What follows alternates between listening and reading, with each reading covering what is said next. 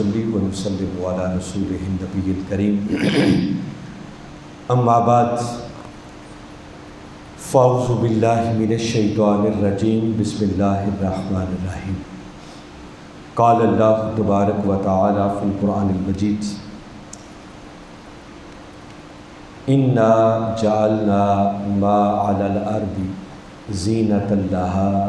لنبلوہم ایہم احسن عملا۔ صدق اللہ العظیم۔ معزز حاضرین و سامعین، اللہ رب العزت کا بے پایاں فضل و احسان ہے کہ جس نے اپنی توفیق خاص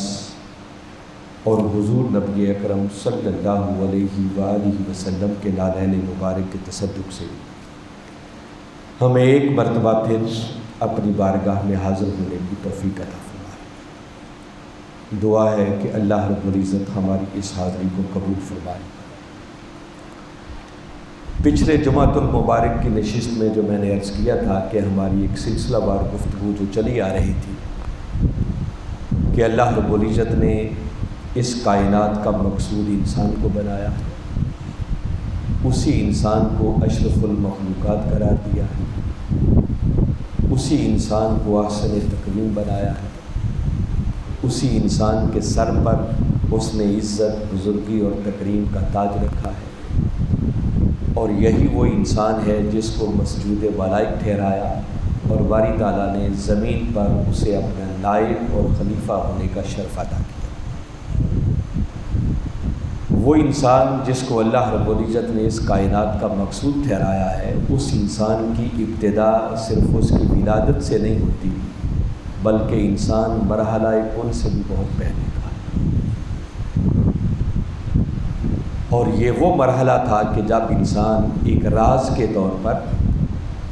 اللہ کے راز کے پردوں میں چھپا ہوا تھا،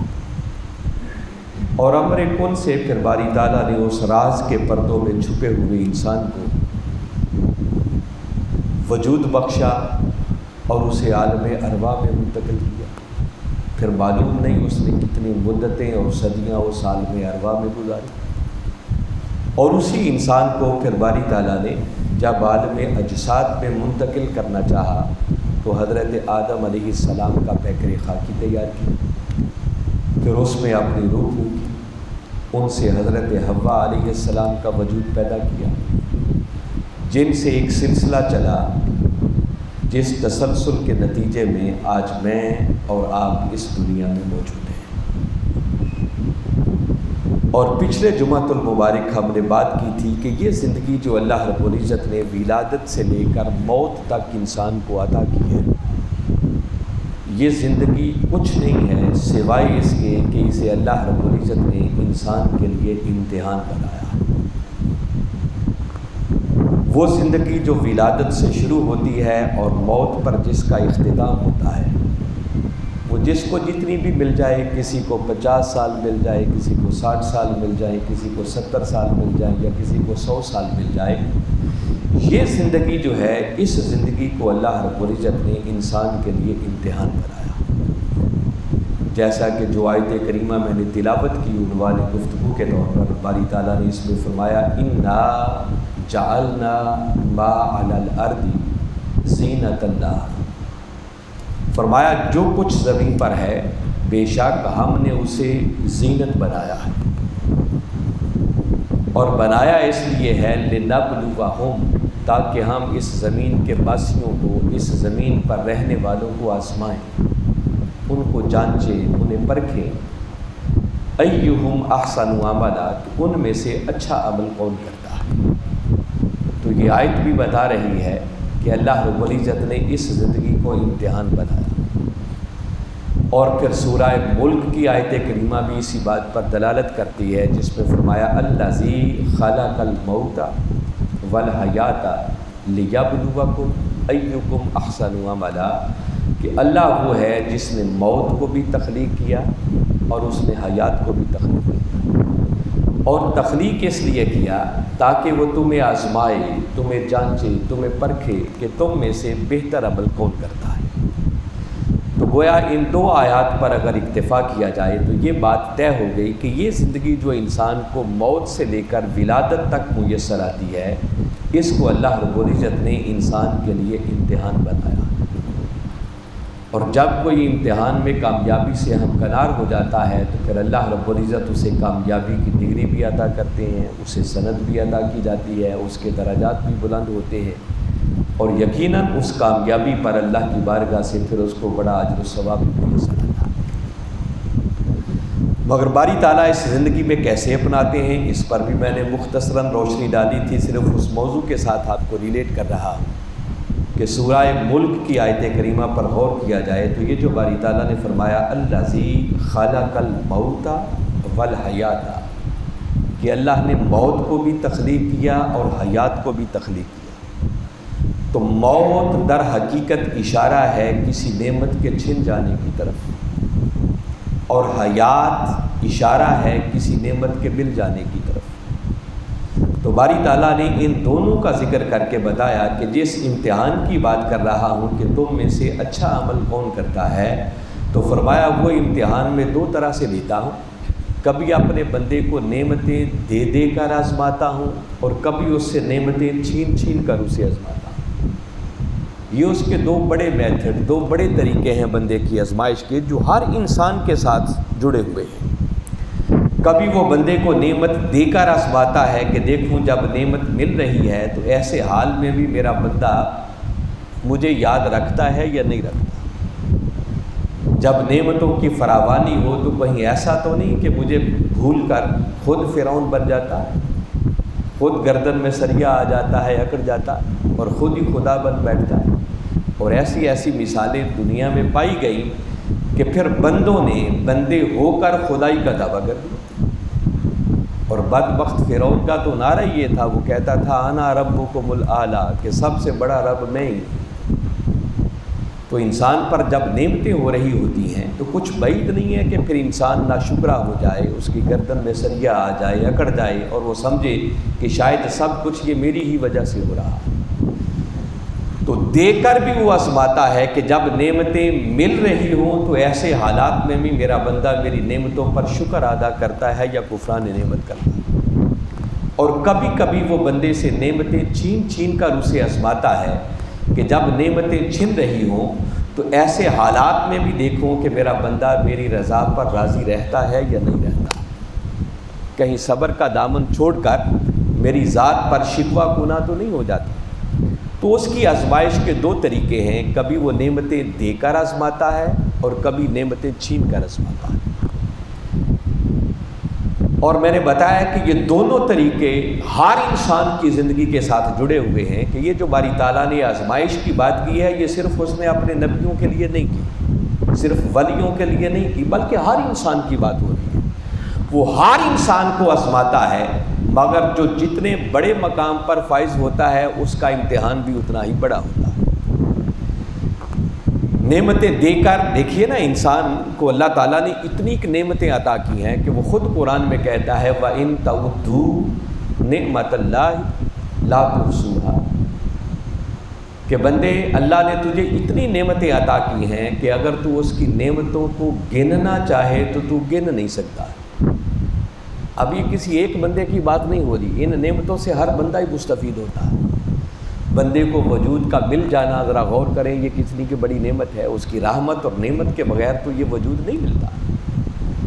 پھر بندے نے انسان کے جسم کے اندر کتنی کی نعمتیں رکھی، اس کی اعضاء بنائے، اس کی آنکھیں بنائی، اس کے کان بنائے،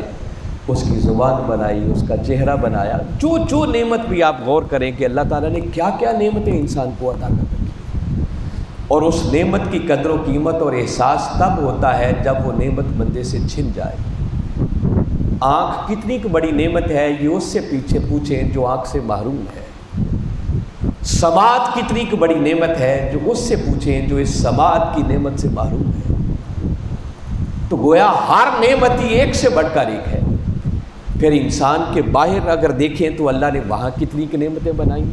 بندے کے لیے زمین بنائی ہے، آسمان بنایا ہے، ستارے بنائے ہیں، چاند بنایا ہے، سورج بنائے ہیں، پھر زمین کے اندر اس نے کروڑہ نعمتیں انسان کے لیے پیدا کی ہیں، پھر والدین کی شکل میں اس کو نعمتیں عطا کی ہیں، بہن بھائیوں کی شکل میں نعمتیں عطا کی ہیں۔ تو وہ خود قرآن میں کہتا ہے کہ بندے تجھے اتنی نعمتیں عطا کی ہیں کہ اگر تو گننا چاہے تو میری نعمتوں کو گن نہیں سکتا ہے۔ تو آپ اندازہ کریں کہ اگر انسان ساری زندگی بھی اس کی نعمتوں کا شکر ادا کرتا رہے تو شاید پھر بھی اس کی نعمتوں کا شکر ادا نہیں ہو سکتا، اتنی کہ نعمتیں اس نے عطا کی ہیں۔ تو وہ چاہتا ہے کہ ہر وقت تمہاری نگاہ میری ان نعمتوں پر رہنی چاہیے، اور جب تمہاری نگاہ میری طرف سے ملنے والی ان نعمتوں پر رہے گی تو یقیناً تم میرے شکر گزار بندے بنو گے، اور جب شکر گزار بندے بنو گے تو اس کا وعدہ ہے لَإِن شَكَرْتُمْ لَأَزِيدَنَّكُمْ، کہ اگر تم شکر ادا کرو گے تو میرا وعدہ ہے کہ تمہارے اوپر اپنی نعمتوں کا دروازہ مزید کھول دوں۔ وَلَئِن كَفَرْتُمْ إِنَّ عَذَابِي لَشَدِيدٌ، اور یاد رکھو اگر میری نعمتوں کا کفران کرو گے، ناشکری کرو گے، تو پھر تم میرے عذاب سے کبھی بچ نہیں سکتے ہو۔ اسی طرح اس کا دوسرا طریقہ یہ ہے کہ وہ اپنے بندے کو نعمتیں چھین چھین کر بھی آزماتا ہے، اور اس کا ذکر بھی اس نے قرآن پاک سورہ بقرہ کی اس معروف آیت کریمہ میں بڑی تفصیل سے کر دیا۔ فرمایا وَلَنَبْلُوَنَّكُمْ بِشَيْءٍ مِّنَ الْخَوْفِ وَالْجُوعِ وَنَقْصٍ مِّنَ الْأَمْوَالِ وَالْأَنفُسِ وَالثَّمَرَاتِ، فرمایا بندے یہ ہو ہی نہیں سکتا کہ تو ایمان کا دعویٰ بھی کرے اور پھر ہم تمہیں آزمائیں نہ۔ یہ بڑی تاکیدات کے ساتھ باری تعالیٰ نے جملہ وارد کیا ہے، فرمایا ہم ضرور ضرور تمہیں آزمائیں گے، تمہیں جانچیں گے، تمہیں پرکھیں گے۔ مولا کیسے؟ فرمایا بِشَيْءٍ مِّنَ الْخَوْفِ، کبھی خوف کے ذریعے تمہیں آزمایا جائے گا، وَالْجُوعِ، کبھی بھوک کے ذریعے تمہیں آزمایا جائے گا، وَنَقْصٍ مِّنَ الْأَمْوَالِ، کبھی مال کا نقصان کر کے تمہیں آزمایا جائے گا، وَالْأَنفُسِ، کبھی تمہاری جانوں کا نقصان کر کے تمہیں آزمایا جائے گا، وَالثَّمَرَاتِ، اور کبھی ثمرات، تم محنت کرو گے، جد و جہد کرو گے، تو و دو کرو گے، ایفرٹ کرو گے، مگر فوری طور پر اس کا ثمر نہ دے کر تمہیں آزمائیں گے کہ دیکھوں جب نعمتیں یوں چھن رہی ہوں تو ان حالات میں بھی بندہ صبر کا دامن تھام کر میری رضا پر راضی رہتا ہے یا نہیں رہتا ہے۔ پھر میں نے بتایا تھا کہ یہ ایام چونکہ بالخصوص سیدنا ابراہیم علیہ السلام کے ساتھ ایک خاص نسبت رکھتے ہیں، اور یہ وہ ہستی ہیں کہ جن کی پوری زندگی کو اللہ رب العزت نے ہمارے لیے ایک ماڈل اور نمونہ قرار دیا ہے، اور خود سورہ ممتحنہ میں ارشاد فرمایا قد کانت لکم اسوۃ حسنۃ فی ابراہیم، کہ لوگوں بے شک ابراہیم کی زندگی تمہارے لیے بہترین نمونہ ہے، اور ساتھ آگے کلمات بڑے خاص ہیں والذین معہ، اور ان کی زندگی بھی تمہارے لیے بہترین نمونہ ہے جو ان کے ساتھی تھے۔ جب ان ساتھیوں پر غور کرتے ہیں تو جو سمجھ میں بات آتی ہے وہ یقیناً کہیں حضرت حاجرہ رضی اللہ تعالیٰ عنہ ہوں، کہیں حضرت اسماعیل علیہ السلام ہوں گے، کہیں حضرت اسحاق علیہ السلام ہوں گے۔ تو باری تعالیٰ نے ان ابراہیم علیہ السلام کے ساتھیوں کی زندگی کو بھی ہمارے لیے ماڈل اور نمونہ قرار دیا ہے۔ اب ابراہیم علیہ السلام کی زندگی کا اگر جائزہ لیں اور قرآن کی اس آیت کریمہ کے تناظر میں اگر اس کو پرکھا جائے تو ابراہیم علیہ السلام کی زندگی سراپا امتحان نظر آتی ہے۔ پچھلی بار میں نے جسٹ اجمالاً ان کے ایک امتحان کا ذکر کیا تھا کہ جب ابراہیم علیہ السلام نے کلمہ توحید بلند کیا، کیونکہ جس گھرانے کے اندر، جس معاشرے کے اندر، جس سوسائٹی کے اندر، جس قوم کے اندر آپ نے آنکھ کھولی تھی، وہ نہ صرف بتوں کی پوجا کرنے والے تھے بلکہ وہ بت بنا بنا کر بیچنے والے تھے، ان کا کاروبار بھی تھا، بزنس بھی تھا، اور ابراہیم علیہ السلام نے ان کے سامنے کلمہ حق بلند کیا۔ یہ جو قرآن کہتا ہے کہ ہمیں خوف کے ذریعے آزمائیں گے، تمہیں بھوک کے ذریعے آزمائیں گے، تمہارے مال اور جان کا نقصان کر کے تمہیں آزمائیں گے، تو ابراہیم علیہ السلام نے اللہ کا نام بلند کرنے کے لیے اور توحید کا پرچار کرنے کے لیے اور شرک کے خاتمے کے لیے جب وہ سب کسی خاص اپنے تہوار پر چلے گئے تو ان کے بت خانے میں داخل ہو کر ان کے سارے بتوں کا دیا پرچہ کر دیا، کسی کا ہاتھ کاٹ دیا، کسی کا بازو کاٹ دیا، کسی کی ٹانگیں کاٹ دی، کسی کے کان کاٹ دیے، کسی کی آنکھیں نکال دی، کسی کی گردنیں کاٹ دی، اور کلہاڑا سب سے بڑے بت کے کندھے پر رکھ دیا۔ پلٹ کے واپس آئے تو جانتے تو تھے کہ سوائے ابراہیم کے یہ کام کوئی نہیں کر سکتا، اب ایک خاص بات بتا رہا ہوں ابراہیم علیہ السلام کی، جو فرمایا نا کہ خوف کے ذریعے بھی امتحان لیتا ہے، بھوک کے ذریعے بھی امتحان لیتا ہے۔ جب یہ ساری بات ہوئی تو نمرود نے ابراہیم علیہ السلام کو بلایا اور ان سے ایک مکالمہ کیا۔ جب یہ بات طے ہو گئی کہ یقیناً یہ کام سوائے ابراہیم کے اور کوئی نہیں کر سکتا، اور اس مکالمے کو بھی باری تعالیٰ نے قرآن پاک کے اندر ہمیشہ ہمیشہ کے لیے محفوظ کر دیا۔ یہ سورہ بقرہ ہے۔ فرمایا الم تری الی الذی حاج ابراہیم فی ربہ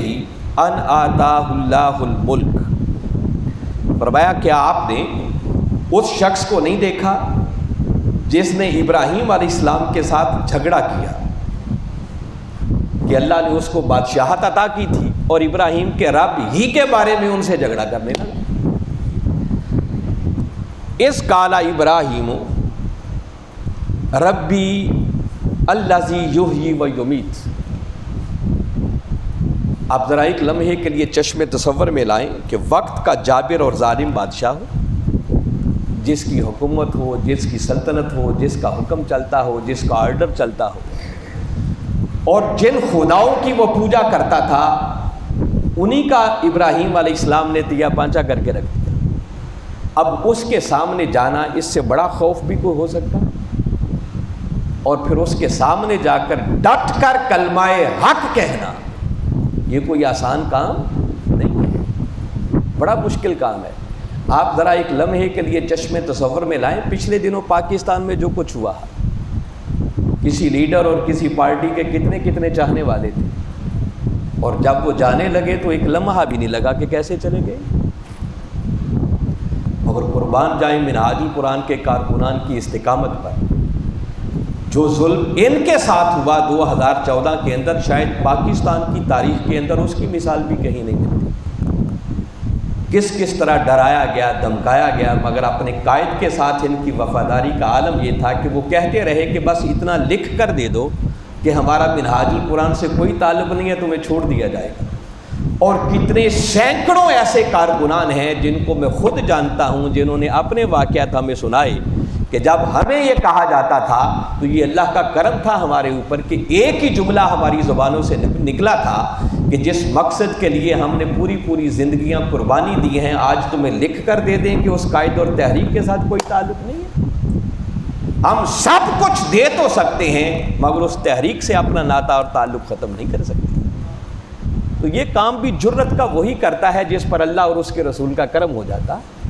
تو میں بتا رہا ہوں کہ دیکھیں یہاں میں ممبر پہ بیٹھ کے ان کی بات کر رہا ہوں تو بڑا آسان کام ہے، مگر ذرا اس پورے ماحول کو چشم تصور میں لائیں کہ وقت کا ظالم اور جابر ہے، اور جس جھوٹے خدا کی وہ عبادت اور پوجا کرتا ہے، ابراہیم اسی کے خلاف کلمہ حق بلند کر رہے ہیں اس کے سامنے۔ اب وہ پوچھتا ہے ابراہیم علیہ السلام سے کہ ابراہیم بتاؤ جس رب کی تم عبادت کرتے ہو، پوجا کرتے ہو، وہ رب کون ہے؟ قربان جائیں ابراہیم کی استقامت پر۔ آپ جواباً ارشاد فرماتے ہیں ربی الذی یحیی و یمیت۔ نمرود کے بچے سن لے، میرا رب وہ ہے جو زندگی بھی دیتا ہے اور موت بھی دیتا ہے۔ اتنی بات جب سنی تو جو اس طرح کے ظالم لوگ صاحبان اختیار ہوتے ہیں نا، پھر اس وقت ان کی عقل بھی کام نہیں کرتی۔ وہ یہ تو نہیں دیکھ سکتے کہ ہماری دلیل رد ہو جائے اور ہم جھوٹے ثابت ہو جائیں، پھر فضول قسم کی دلیلیں دینا شروع کرتے ہیں۔ اتنی بات جو سنی تو وہ نمرود آگے سے کہنے لگا قال انا احیی و امیت، ابراہیم یہ زندگی اور موت دینا تو کوئی بڑا کام نہیں ہے، میں بھی زندگی دیتا ہوں اور میں بھی موت دیتا ہوں۔ حالانکہ اتنا بچہ وہ نہیں تھا کہ اسے سمجھ نہیں آ رہی تھی کہ ابراہیم کس زندگی اور موت کی بات کر رہے ہیں۔ اور مفسرین نے آگے لکھا ہے کہ اس نے ابراہیم علیہ السلام کی اس دلیل کو رد کرنے کے لیے کہ اگر تمہارا رب زندگی اور موت دیتا ہے تو یہ کام تو میں بھی کر لیتا۔ اس نے ایک شخص جو آزاد گلیوں میں پھرنے والا تھا، کوئی جرم نہیں تھی، کوئی اس نے غلطی نہیں کی تھی، بس اس کو پکڑا اور اس کو قتل کروا دیا۔ کہا دیکھو ابراہیم میں نے اسے موت دے دی۔ اور ایک شخص جس کو سزائے موت ہو چکی تھی، مجرم تھا، اسے بلایا اور اسے آزاد کر دیا، فرمایا دیکھو میں نے اسے زندگی دے دی۔ حالانکہ ابراہیم علیہ السلام کی دلیل کا یہ جواب نہیں تھا، وہ جانتا تھا کہ ابراہیم جس زندگی اور موت کی بات کر رہا ہے یہ وہ زندگی اور موت نہیں تھی۔ مگر ابراہیم علیہ السلام اس سے الجھے نہیں، فرمایا اس کی سمجھ میں آنے والی بات نہیں ہے۔ آپ نے فوراً آگے سے دوسرا ایک حملہ کیا اور دلیل دی، قال ابراہیم فإن اللہ یأتی بالشمس من المشرق فأتی بہا من المغرب۔ فرمایا اچھا نمرود، اگر تو بھی زندگی اور موت دیتا ہے تو سن، میرا خدا وہ ہے جو سورج کو مشرق سے نکالتا ہے، اگر تو خدا ہونے کا دعویٰ کرتا ہے تو مغرب سے نکال کر دکھا۔ اب مجھے یہ بتائیے کہ وقت کے ظالم اور جابر کے سامنے ڈٹ کر یوں کلمہ حق کہنا یہ کوئی آسان کام نہیں ہے، یہ بڑا مشکل کام ہے، یہ بڑا ٹف کام ہے۔ میں بتا رہا ہوں کہ اس پرسکون ماحول کے اندر بات کر لینا آسان ہے، مگر جب ظالم سامنے ہو تو پھر اس کے سامنے کلمہ حق کہنا یہ ابراہیم ہی کا کام تھا۔ جب یہ بات کی تو قرآن کہتا ہے فَبُہِتَ الَّذِي كَفَرَ، تو پس وہ ہکا بکا رہ گیا، اس سے کوئی جواب بن نہ پایا۔ وَاللَّهُ لَا يَهْدِي الْقَوْمَ الظَّالِمِينَ، اور اللہ ظالم قوم کو کبھی ہدایت عطا نہیں کرتا۔ اب یہاں رک کر ایک ایمان افروز بات بتاتا ہوں جو تاجدار کائنات صلی اللہ علیہ وسلم کی عظمت کی بات ہے۔ دیکھیں ابراہیم علیہ السلام نے کتنا کیٹاگوریکلی فرما دیا تھا کہ نمرود میرا رب وہ ہے جو سورج کو مشرق سے نکالتا ہے، اگر تو خدائی کا دعویٰ کرتا ہے تو پھر سورج کو مغرب سے نکال کر دکھا۔ اور ایک لمحے کے لیے ذرا چشم تصور میں لائیں کہ اگر وہ بدبخت نمرود جو ایسا کر نہیں سکا، بفرض محال میں کہہ رہا ہوں کہ اگر وہ سورج کو مغرب سے نکالنے میں کامیاب ہو جاتا تو دلیل ابراہیمی کی روشنی میں آج ہمیں اسے خدا ماننا پڑتا، کیونکہ ابراہیم علیہ السلام نے بڑا کیٹاگوریکل کہہ دیا تھا کہ مغرب سے نکال، اگر سورج کو تو نے مغرب سے نکال دیا تو تجھے خدا مان لیا جائے گا۔ اور ابراہیم علیہ السلام کی یہ دلیل آج بھی قرآن پاک کے اندر موجود ہے۔ تو نمرود تو سورج کو مغرب سے نہ نکال سکا، مگر تاریخ گواہ ہے کہ وہ وقت آیا جب ہمارے آقا صلی اللہ علیہ وسلم نے اسی ڈوبے ہوئے سورج کو مغرب سے نکال کر دکھایا۔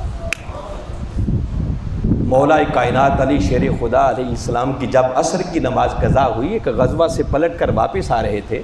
تو میرے آقا صلی اللہ علیہ وسلم نماز ادا کر چکے تھے، اور مولا کائنات علی شیر خدا نے ابھی عصر کی نماز ادا نہیں کی تھی۔ آپ نے فرمایا علی تھکاوٹ محسوس کر رہا ہوں، اپنی گود حاضر کرو تاکہ تھوڑی دیر آرام کر لیں۔ آپ نے گود حاضر کی، آپ نے سر انور رکھا، آنکھیں بند کی اور لیٹ کے، حالانکہ چاہیے تو یہ تھا، آرام کرنا تھا، عصر کی نماز کا وقت ہے تو پوچھ لیتے کہ علی نماز پڑھی ہے یا نہیں پڑھی، آرام کرنا چاہتا۔ تو یقیناً جب وہ پوچھتے کہ علی نماز پڑھی ہے یا نہیں تو جواباً عرض کرنا پڑتا کہ آقا نہیں پڑھی، اور جب وہ کہتے نہیں پڑھی تو پھر کہنا پڑتا اچھا پہلے نماز پڑھ لو پھر آرام کریں گے۔ مگر آج میرے آقا نے یہ سوال ہی نہیں کیا، بغیر سوال کیے ہوئے علی سے فرمایا علی گود حاضر کرو، آرام کرنا چاہتا ہوں۔ آج علی کا امتحان تھا کہ دیکھیں علی اپنی نماز کو ترجیح دیتا ہے یا آرام مصطفیٰ کو ترجیح دیتا ہے۔ اب سورج غروب ہو رہا ہے، عصر کی نماز قضا ہو رہی ہے، اور قبلہ حضور کبھی کبھی فرمایا کرتے ہیں کہ ہم جیسا کو خوش کی عبادت گزار ہوتا نا تو کھنگورا مار کے اٹھا دیتا کہ یہ اٹھ جائیں، میں عصر کی نماز تو پڑھ لوں۔ مگر قربان جائیں علی کی محبت اور ادب پر کہ نماز قضا کر دی مگر آرام مصطفیٰ میں خلل نہیں آنے دیا۔ جب نماز قضا ہو گئی، اب میرے آقا کا سونا کوئی ہماری طرح کا سونا تو تھا نہیں، اور صرف علی کی ظاہر سے نہیں، وہ تو ان کی دل کی کیفیت کو بھی دیکھ رہے ہوں گے کہ آج علی پر بیتتی کیا ہے، ہوتا کیا ہے۔ جیسے ہی نماز قضا ہو گئی میرے آقا نے آنکھیں کھولیں اور اٹھتے ہی پہلا سوال ہی یہ کیا کہ علی کے عصر کی نماز پڑھی تھی؟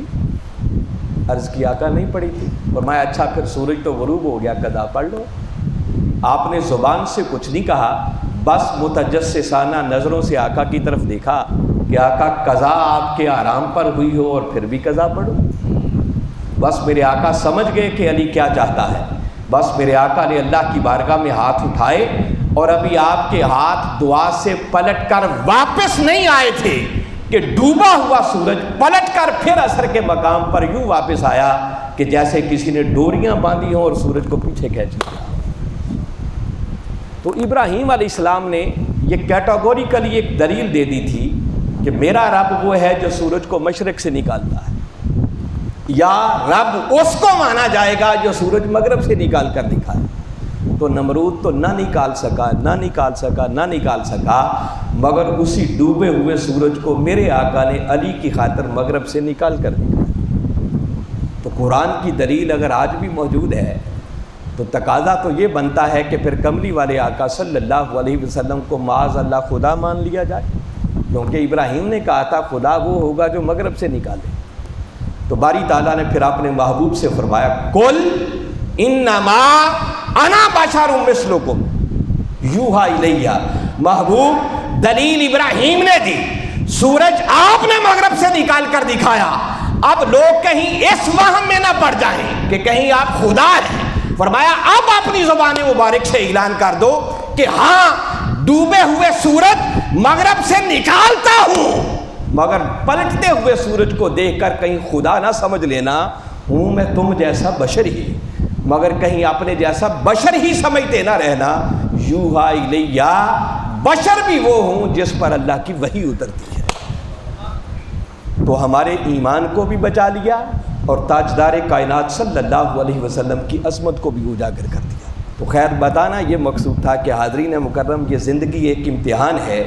باری تعالیٰ ہر انسان کو آزماتا ہے، کبھی نعمتیں دے کر آزماتا ہے اور کبھی نعمتیں چھین کر آزماتا ہے. اور ابراہیم علیہ السلام کی زندگی سراپا امتحان ہے. نعمتیں چھین کر باری تعالیٰ نے کیسے آزمایا